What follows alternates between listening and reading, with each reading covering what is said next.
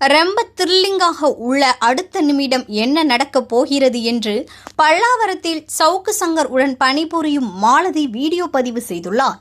ரொம்ப த்ரில்லிங்காக உள்ளது, அடுத்த நிமிடம் என்ன நடக்கப் போகிறது என்று சாரை கைது செய்ய வந்துள்ளனர். அதே முதல் தகவல் அறிக்கையில் என்னுடைய பெயர் உட்பட 4 நபர்களின் பெயர் சேர்க்கப்பட்டுள்ளது.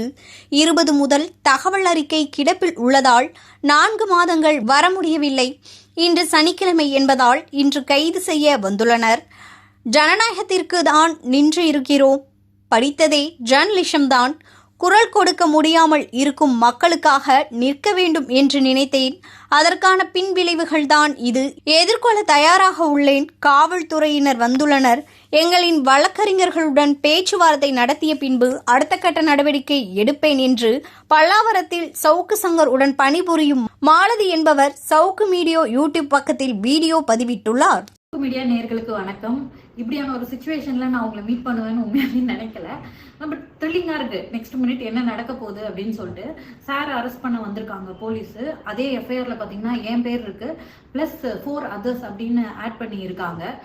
மொத்தம் 20 எஃப்ஐஆர் பெண்டிங்ல இருக்கு அப்படின்றதுனால கிட்டத்தட்ட 3-4 மாசம் வெளியே வர முடியாது. அதனாலதான் இன்னைக்கு சனிக்கிழமை ஹைகோர்ட் லீவா இருக்க நாள்ல பார்த்து கைது பண்ண வந்திருக்காங்க.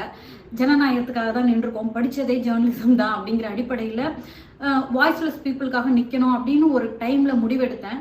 அதுக்கான பின் விளைவுகள் தான் இது. அதை எதிர்கொள்ள தயாரா தான் நான் இருக்கேன். இது ஆக்சுவலி போலீஸ் வந்திருக்காங்க, ஆனாலும் லாயர்ஸ் வர வரைக்கும் போய் பேச வேணாம் அப்படின்னு சொல்லி இருக்காங்க.